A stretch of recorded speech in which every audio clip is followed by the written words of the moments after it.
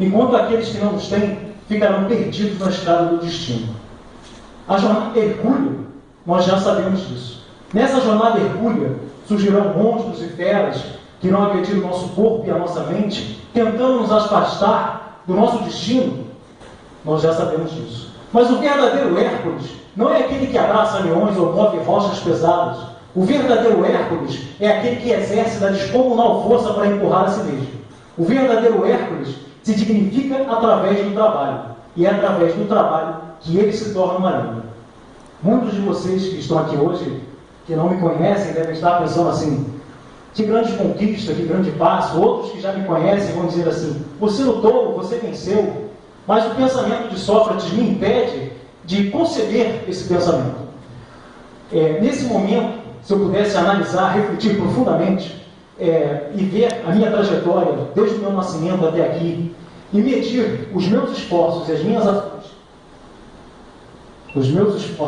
ações, para o meu sucesso e os esforços de outras pessoas e das ações delas para o meu sucesso, eu compreenderia, o pensamento de Sócrates me levaria a compreender plenamente que, se fosse graças a mim, eu estaria até hoje dentro do ventre da minha mãe, tentando sair de lá sem ter sucesso.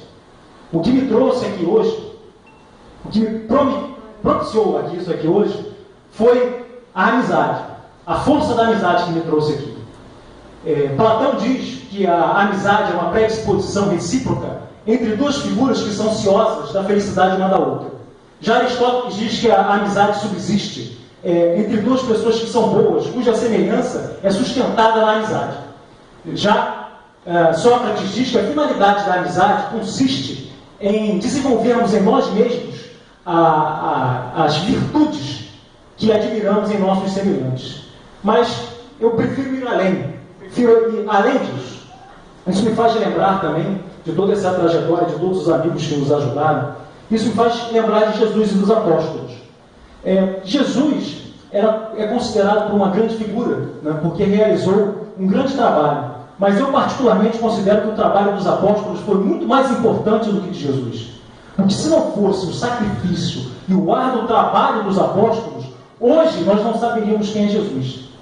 E eu tenho certeza, plena certeza disso, graças às ações de Jesus. Porque, apesar de ser quem ele era, ele mesmo foi humilde e percebeu que não seria capaz de cumprir esse ministério sozinho.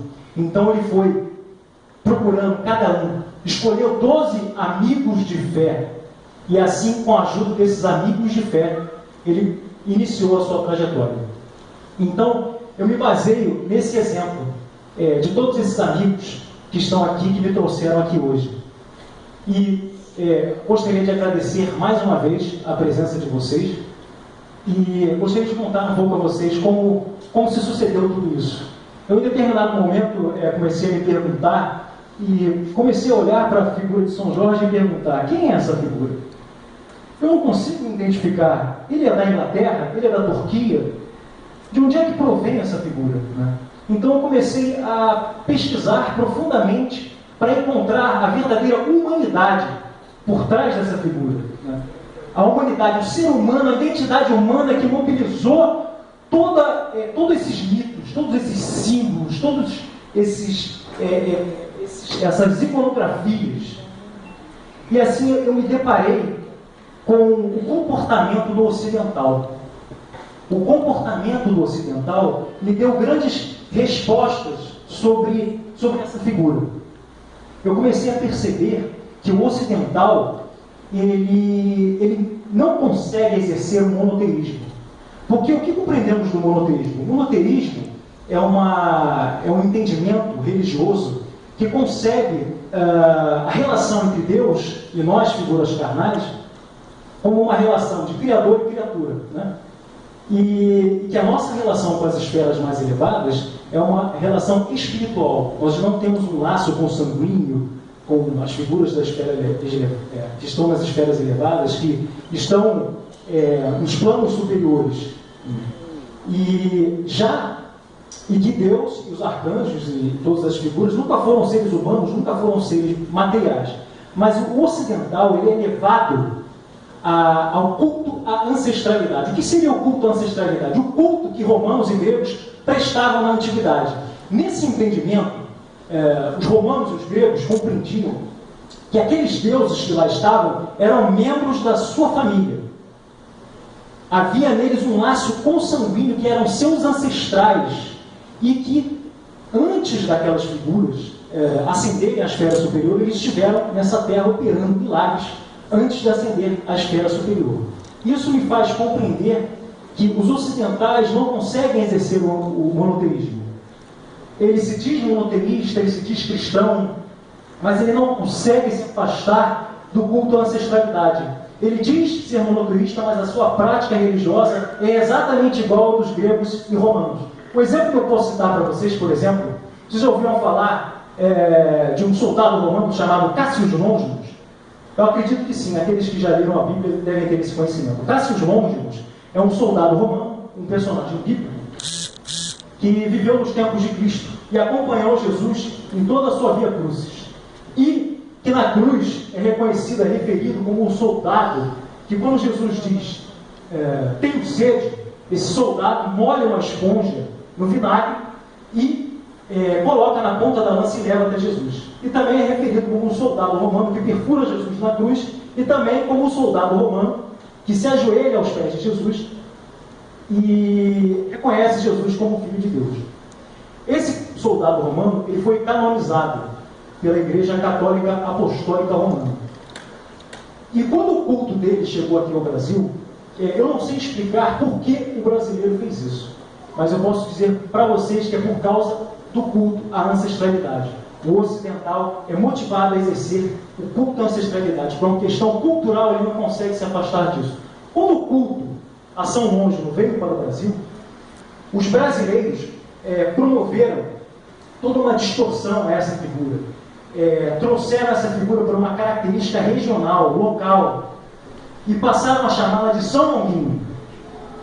É aquele santo em que você diz, se achar a coisa perdida, eu darei 3 pulinhos.